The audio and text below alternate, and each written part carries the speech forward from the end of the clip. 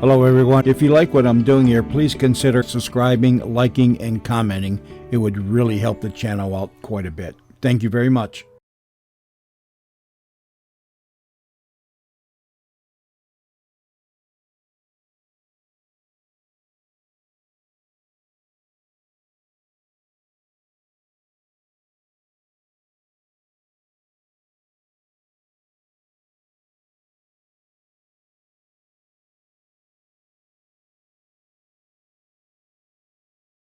C-O-L-G-A-T-E, Colgate presents Bill Stern. With the Colgate Sports Newsreel. Bill Stern, the Colgate Shaker Man, is on the air. Bill Stern, the Colgate Shaker Man, with stories rare. Take his advice and you'll look keen. You'll get a shave that's smooth and clean. You'll be a Colgate brushless fan. Good evening, ladies and gentlemen. This is Bill Stern with a 252nd edition of the Colgate Sports Newsreel.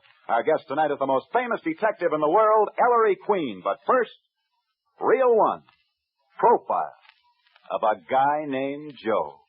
This is the story of a guy named Joe. Joe from Georgia was his nickname because, you see, Joe was from Georgia. He was born in Georgia back in 1879. Joe was a healthy, husky youngster who, by the time he was 12 years old, had won the junior wrestling championship of his little Georgia town. By the time Joe was 16, he'd won the wrestling championship of all Georgia. But Joe was growing up now. And since his mother wanted him to become a priest, he finally left his Georgia home to go to a larger city to study for the priesthood. For 5 years, Joe studied to be a priest. But in his 5th year, Joe became the victim of a dreaded disease. For 7 long months, he lay between life and death. At last, however, he was well enough to leave his bed. But the disease had left its mark on him, for Joe's left arm was paralyzed. After his illness, Joe returned to school, but somehow it just wasn't the same. Where before he'd loved sports, now because of his health, he had to stay on the sidelines, and it hurt him, for he'd always prided himself on his athletic ability. He tried to overcome this by making new friends, but apparently he picked the wrong kind of friends. At least so the school thought. For it wasn't long before Joe was paying more attention to his new friends than he was to his studies. And so, one day, Joe was dismissed from school. And sadly, he returned to his home in Georgia, knowing that now he could never become a priest. It was a bitter blow to his mother. She'd so wanted Joe to be a priest. She could tell how much dismissal from school had hurt him. For a while, Joe was happy at home. Gradually, he became moody. Perhaps he brooded on his dismissal from school. Perhaps he realized what a disappointment he'd become to his mother. But whatever the reason, one day, Joe just disappeared. Nobody could understand it. His leaving became the big topic of conversation in the little Georgia town. At first, people thought Joe'd come back. But as the days turned into weeks and the weeks into months and finally the months into years, people forgot about Joe. Then rumors began to come back to that little Georgia town. Rumors of where Joe was. Some said he'd become a wrestler. Others said he was now a failure. Still others insisted he was in jail. But nobody knew for sure, not even his mother. When people would ask her, she'd sadly shake her head and say, "I don't know where Joe is. But I do know that someday he'll come back to Georgia." As the years passed and no definite word was heard from Joe, people even forgot that he'd once been Georgia's wrestling champion, for new champions had come along to take his place. 15 years went by. Then, one day, just as mysteriously as Joe had disappeared from his home in Georgia, he suddenly came back. But now Joe was no longer an unknown boy. Now he was famous. People followed him wherever he went. And when Joe came back, everyone in Georgia knew why he'd been away and what he'd been doing during the 15 years he'd been gone. And now they understood why no one had heard from him. Joe hadn't been a wrestler, and he certainly hadn't been a failure. Joe had been quietly organizing a revolution. A revolution that would have cost Joe his life if the Georgia police had caught him. Yet Joe had started a revolution. A revolution that was to free his country. You see, the Georgia we've been talking about is not the state of Georgia in the southern part of the United States. The Georgia we've been talking about is a state in the southern part of Russia. And that's the story. The story of a youngster who was once the wrestling champion of the Russian state of Georgia, but who's far better known today as the most powerful man in Russia, Joseph Stalin.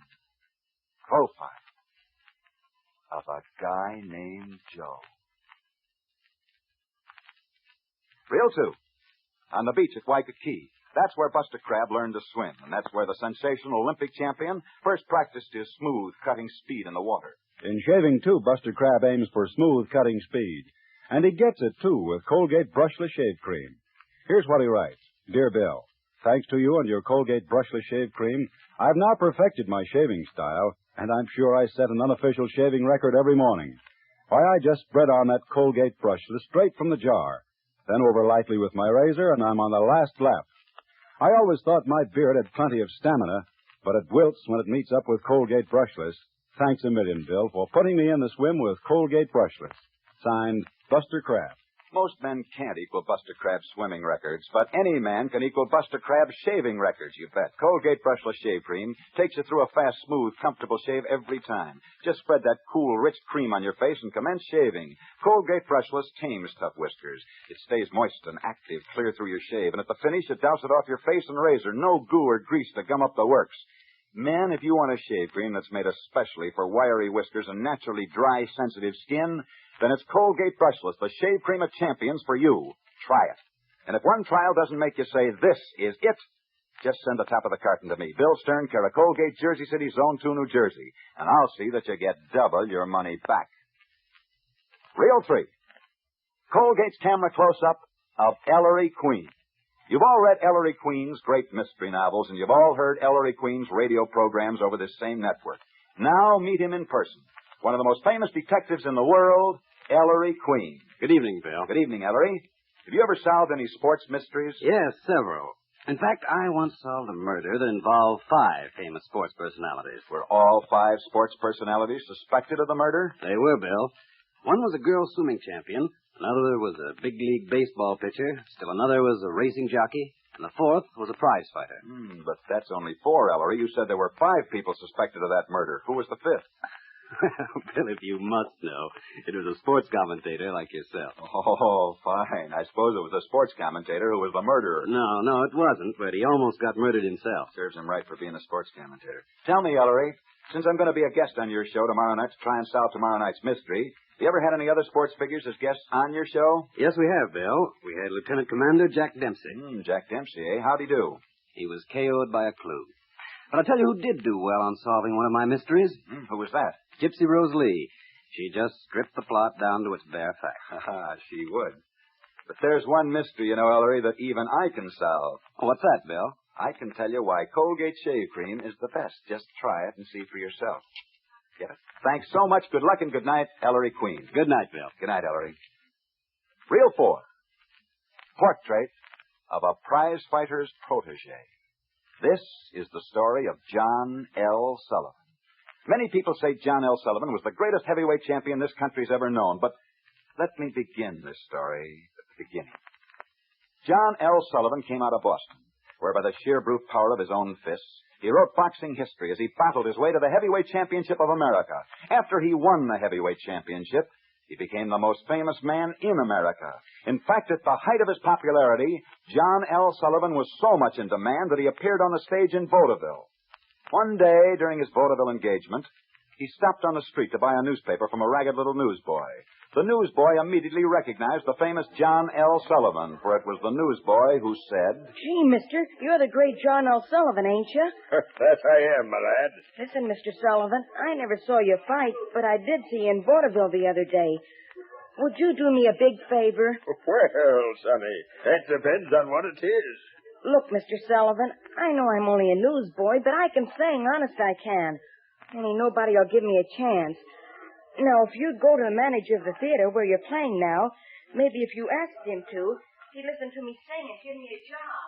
John L. Sullivan liked the little newsboy, and he did take the youngster back to the theater with him. And the little newsboy really could sing.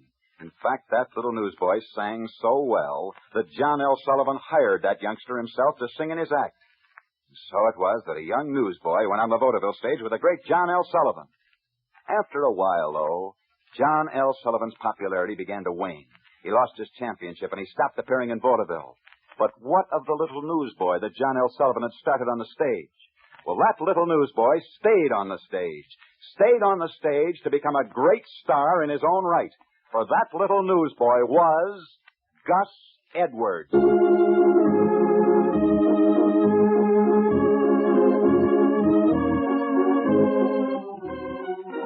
Gus Edwards did become a really great star. The greatest star in vaudeville some 30 long years ago.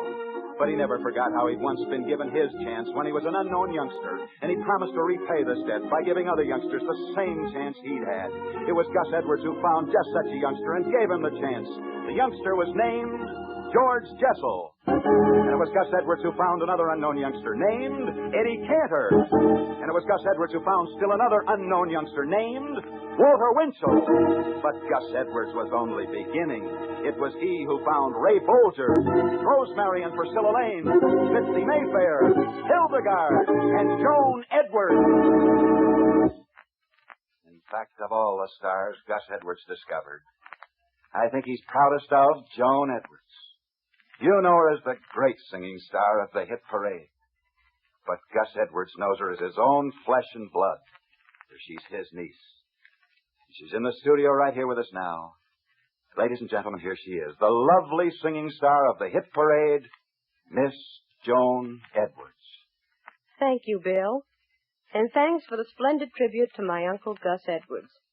It's true, he did discover Eddie Cantor, George Jessel, Walter Winchell, and all the other stars you named, too. But in telling the story of the great Gus Edwards, there's one thing you forgot, Bill. You forgot that tonight is his birthday. And even though he's been sick, I know that he's listening beside his radio in California right now. Ah, gee, California may be a long way from Broadway, but believe me, back here on Broadway, a whole host of friends wish this grand showman many happy returns of the day and a very, very speedy recovery. Good night.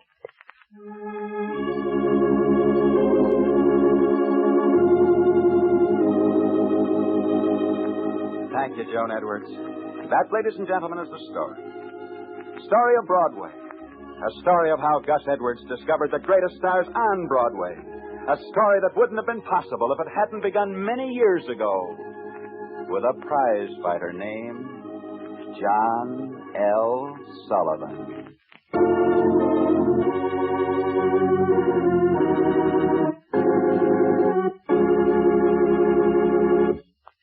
Portrait of a prize fighter's protege. Reel 5, Charles McCarthy. You know, men, your face sits up and takes notice when you spread on Colgate Brushless, the shave cream of champions. Even if you've got a beard like the spines on a cactus, Colgate Brushless will take you through a clean, close shave. No snagging, no pulling, and no dry, drawn skin at the end. No after irritation. For Colgate Brushless Shave Cream was made for naturally dry, sensitive skin and wiry whiskers. It's a soothie and a smoothie.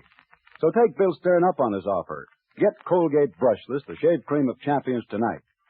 And I hope your beard is plenty tough so you can really appreciate the marvelous shaving performance you get with Colgate Brushless. If it doesn't do all you expect, just send the carton top to Bill Stern, care of Colgate, Jersey City's own to New Jersey, for double your money back. And now, back to Bill Stern. Reel 6, Colgate Candid Camera catches the story behind the story. New York City. The New York Sun is tonight featuring on its front page a sensational sports story. This story states that Lou Jenkins, the former lightweight champion, now in France with our invasion forces, today publicly accused both Billy Conn and Joe Louis of shirking their duty. He says the only thing they're talking about is fighting each other. But never do you hear either one of them talking about fighting the war. Hollywood, California. The funniest remark yet about the Dorsey Hall fistfight was made today by a Broadway columnist. Miss Dorothy Kilgallen, writing about the fight, said, "Since Tommy Dorsey hit John Hall, it's been suggested that Dorsey change his theme song to Swinging on a Star." And that's the 3-0 mark for tonight. Next Friday night, we'll be back same time, same stations, with another edition of the Colgate Sports Newsreel. We're moving the entire show to the windy city of Chicago for our next Friday night show. And in Chicago, as our guest, we'll have one of the most famous golfers of all times, Gene Sarazen. So be sure and be with us next Friday evening at our usual time when we come to you from Chicago with our special guest, the former national golf champion, Gene Sarazen. Until then, I'll be seeing you on the screen in the News of the Day newsreel at your favorite Lowe's or Associated Theaters. Now, until the same time next Friday night, this is Bill Stern wishing you all a good night. Bill Stern, the Colgate Shaker Man, is on his way. Bill Stern, the Colgate Shaker Man, has lots to say. He tells you tales of sports heroes, the inside dope he really knows. So listen in next Friday night. C-O-L-G-A-T-E. This is the National Broadcasting Company.